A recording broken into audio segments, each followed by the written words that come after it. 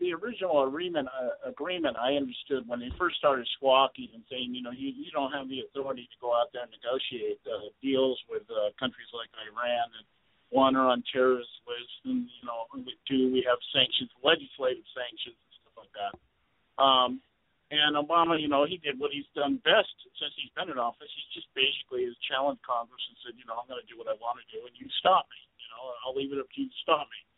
Of course, they put their tail between their legs and they do nothing. So the first bill or the first thing they were floating out there is that they wanted 60 days to be able to review whatever Obama was going to offer. And then that changed, well, we want 60 days to look at it after you've offered it.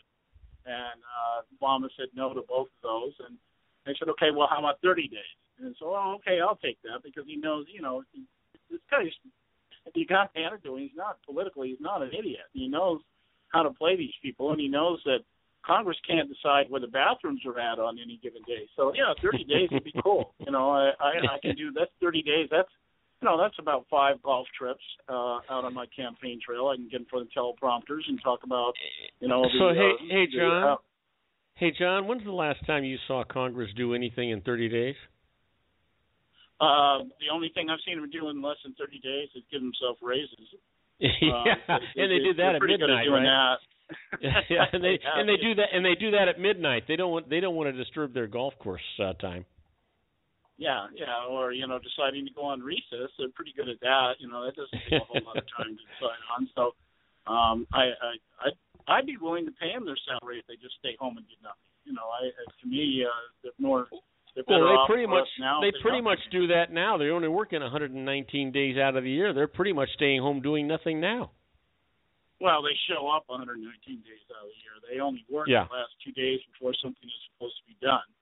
You're right. That was that was a misnomer. You're absolutely right. Yeah, they're great procrastinators, man. I wish I got paid that much money to procrastinate. I'd be rich by now. Hey, listen, are you a little surprised at how Ted Cruz is moving up in the polls? The machine right now hasn't gone after him. The media machine hasn't gone after him that much right now. I think they're just kind of, they're all setting their sights. Marco Rubio is taking some hits. Rand Paul, of course, is now a sexist. So, I think they're just lining up here. What are we going to pitch these guys? I think Ted Cruz will be the homophobe. He's going to be the major homophobe because his father's out there preaching against homosexuality. Marco Rubio, of course, he's going to be.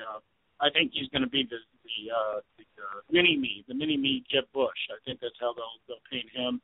And Rand Paul, Rand Paul is a libertarian with a little L. So, I think they'll just paint him as somebody who's just kind of out of touch, a little bit less wacky than his dad, but still wacky, that kind of thing. So it remains to be seen. There isn't any real heavy stuff. The stuff they're doing right now is they're playing heavy on all of Clinton's weaknesses because they need to get that all under the table by the end of the year so that can all become yesterday's news. Yeah. And, so it can't be used during the actual election season. So she's gonna look bad right now. But by the end of the year, she'll be, the princess again. So everybody will have forgotten. Yeah. So it's just, just another. I do think though, if everybody thinks the 2012 election season was dirty, this is going to be 10 times worse. Once everything gets into full gear, this is going to be a really nasty election. You've got people like Harry Reid and Pelosi, these people. Some of them are on their way out. They have nothing to lose. It's going to be a mud fest. Yeah, you know what? It's interesting you'd say that. They're not going to be slinging mud. They're going to be slinging baseball bats at each other. I can't wait. Yeah. The only thing that is disappointing to me is that they're talking about only having a couple of debates. I think this, of all the years I'd like to see a lot of debates, this is the one. You had said something during the break that I thought was absolutely phenomenal. I'd love to see it happen.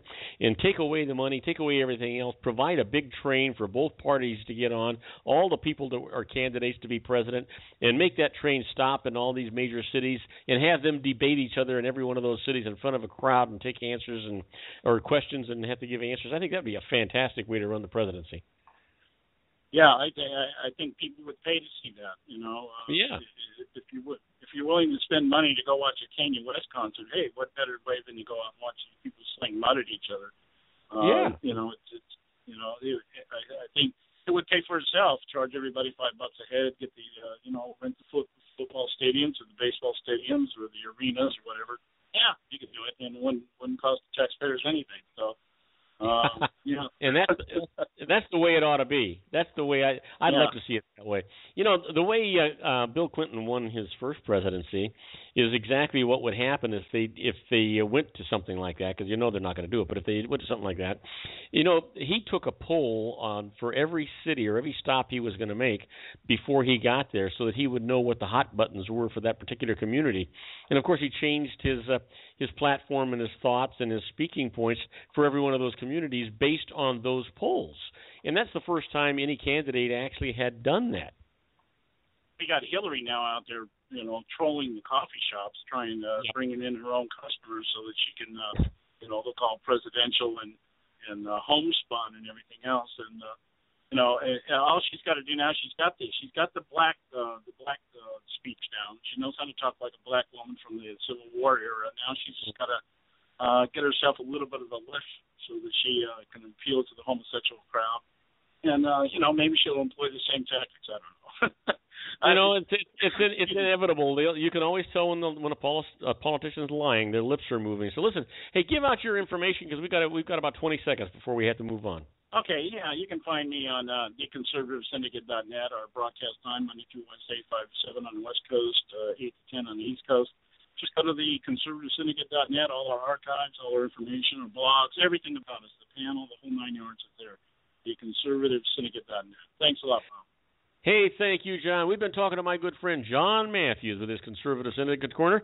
And when we come back, I'm going to talk about birthdays for today, what happened today in history, the secret teachings for your life, the Harvard Business Tip of the Day, and some interesting but useless facts. Don't go away. We'll be right back after these brief messages.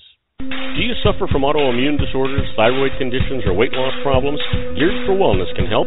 Sean Lefebvre and his Geared for Wellness program employs a synergistic team including experts in the fields of chiropractic, diet, nutrition, and neurotoxicity. Together, their experienced team is trained in utilizing cutting-edge and up-to-date nutrition and cellular detoxification programs designed to treat autoimmune disorders, thyroid conditions, Graves' disease, weight loss resistance, fibromyalgia, and much more. Contact them today to schedule your 100% guaranteed consultation. If you don't agree that they can help you, you don't pay. Call them now at 442-400-4373 or go to their webpage at www.gearedforwellness.com. Again, that number is 442-400-4373. You'll be glad you did. Setup My Cell is a smartphone and tablet setup and training service that sends a tech to your location. That's right. Setup My Cell will send a live tech to your home or office for smartphone and tablet tech support and training. Their techs can fix email glitches, sync iPhones with Android, PC, and Mac, and so much more. Contact them toll-free at 888-628-1119. For individuals, learn about everything our techs can do to help you make friends with your smart device. It is our opinion that a basic setup should be installed onto every device. Learn how we guide you through the session to choose the best apps and configurations with training. And for businesses, loading apps, configurations, security settings, training, we are able to help with all aspects of your investment. Please visit our webpage at setupmycell.com, and don't forget to call us at 888-628-1119. Are you looking for real conservative talk from real conservatives? You need to listen to my good friend John Matthews on his radio show, The Conservative Syndicate. For over 50 years, the progressive movement has worked to redefine our Constitution by erecting an imaginary wall of separation between church and state through legislation and adjudication that encourages government dependence and the licensing of immorality that removes personal responsibility. The Conservative Syndicate seeks to tear down this wall through education, information, and engagement with those who seek uncompromising truth regarding the religion of politics and the politics of religion. It is time to reclaim our standing as one nation under God, hosted by John Matthews, citizen by birth, Christian by grace, patriot by choice, and conservative by all that is reasonable. John's radio show is globally syndicated daily. Go to his website at www.theconservativesyndicate.net for broadcast information. And now let's get back to our show where we talk about politics, money, and you. And I am Robert Cardoza. You're listening to Robert Cardoza live on the street at the intersection of business and politics. We're at 5:40 p.m. Pacific time. It's currently 81 degrees here in the heart of the Inland Empire in sunny Southern California. Well, that's down from 88 degrees on its way to 53 degrees. And I want to tell you, it's just lovely. It's beautiful out there. But you know what today is? Today is April the 16th. And you know what it is? Yeah, it's somebody's birthday.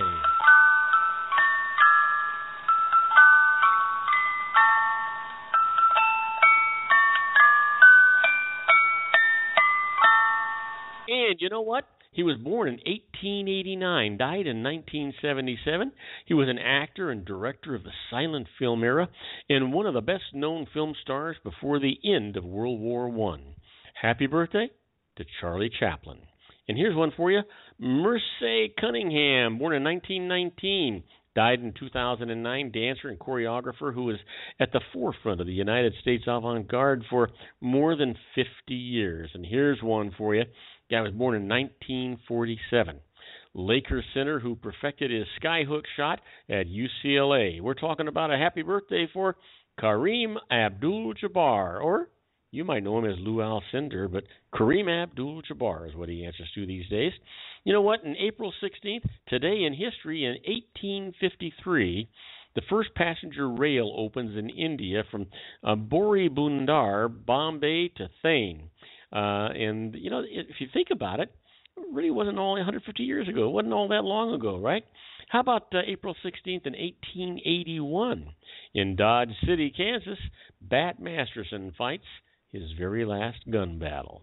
And in 1912, Harriet Quimby becomes the very first woman to fly an airplane across the English Channel. And then finally, in 1990, the Doctor of Death, Jack Kevorkian, goes through with his very first assisted suicide.